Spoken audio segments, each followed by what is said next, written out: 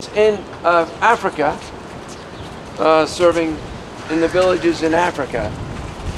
But she came back and she really got bitten by the nuclear weapon industry, got that inspiration to do something about it, felt it was her responsibility as a nun, and she really dedicated herself. And she is at 82 years old, she broke into the Y2 plant in Tennessee, Oak Ridge, and 82 years old, cut through the fences in the middle of the night, went through the forest with two colleagues, and spent a couple years in prison for this. Put up tapes saying that this is a crime zone, said prayers, lit candles, and offered the guards bread.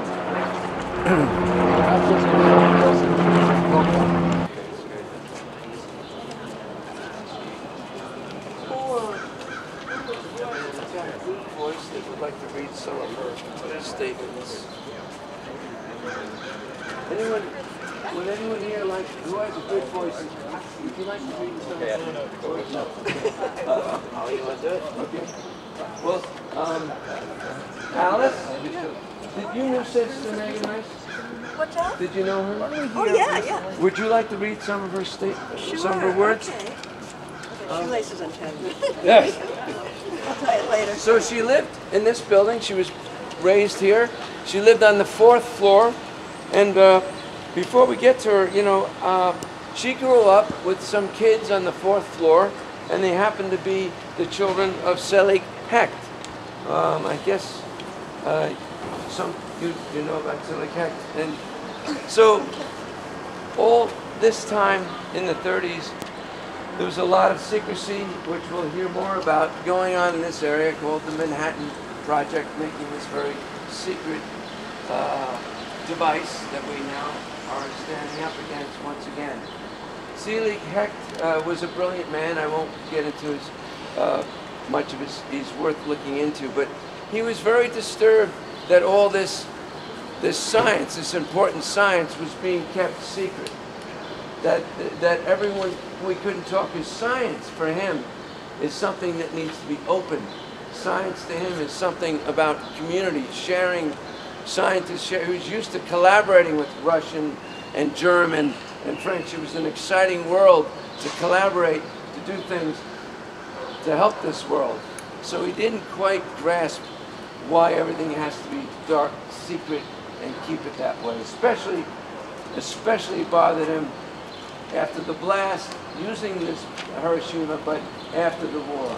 It's like, why do we want this secret world? So, and he also realized that no one understands this new world. No one understands this new technology. Our politicians don't understand it, and the people don't. There's this new device that we didn't. So he wrote a book. I forget the name of that book, but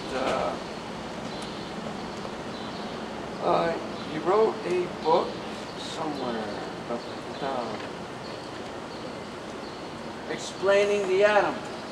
It's hard, but so 1947, explaining the atom. He was hoping that if people understood the technology and understood this work, that would use it for the proper purpose or for good purposes. He was very concerned that we were not doing that. So, yep, explaining the atom. He died shortly after this, and I don't know. I'm a conspiracy theorist from way back, but basically here's a guy that wanted to open up this information in a world that didn't want this opened up at all. So I'll just read one little line from that book, 1947, just months before he passed away. You know, thank you, Selig.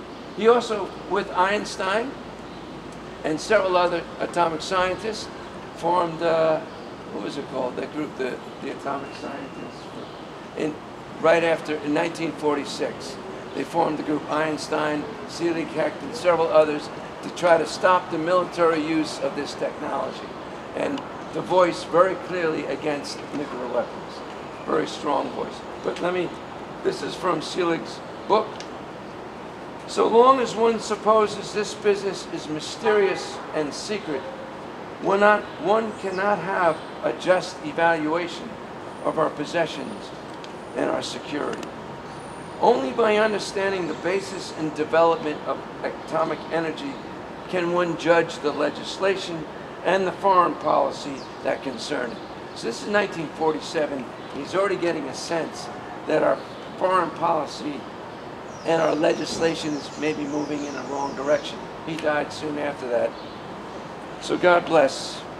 Who would like to, well? Oh, Alex, good. So there are a couple of quotes, and I'd like, maybe we'll pause after some of these quotes. So this is one up here, with those two lines. So should I read quote by quote? Nice and loud. Okay, just Yeah, enough? Okay. yeah. So Sister Megan said, "We no longer have a democracy. We have 7,000 nuclear weapons under the control of one man. I don't feel free.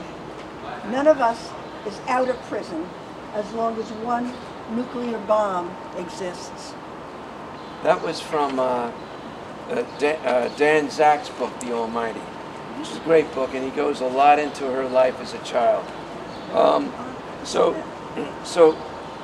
you okay, Steve? So there's another, I interviewed her before she went to prison, and asked her, explains this line. Okay. So this is before her trial interview. Okay.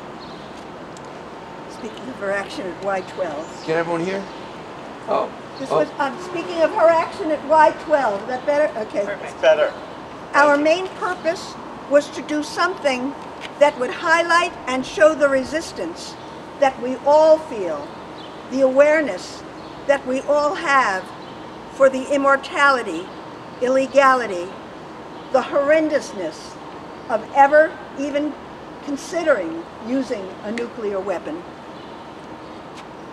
That's why she went through the dark and risked her life. The horrendousness of even considering the use. All right, we're not quite finished. No. I asked her, I said, did you ever consider that you could have been shot?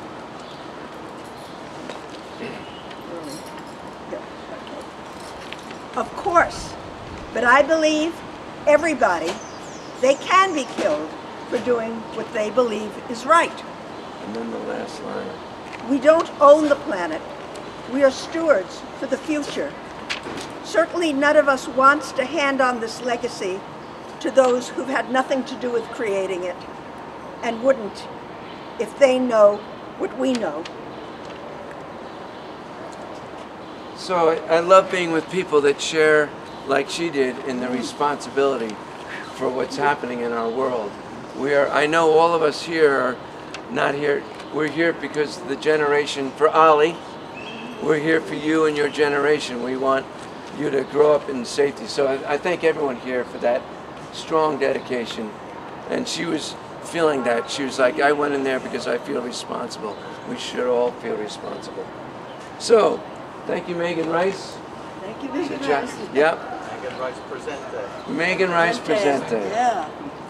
Well, these older priests and nuns seem to have a knack for breaking into these nuclear facilities.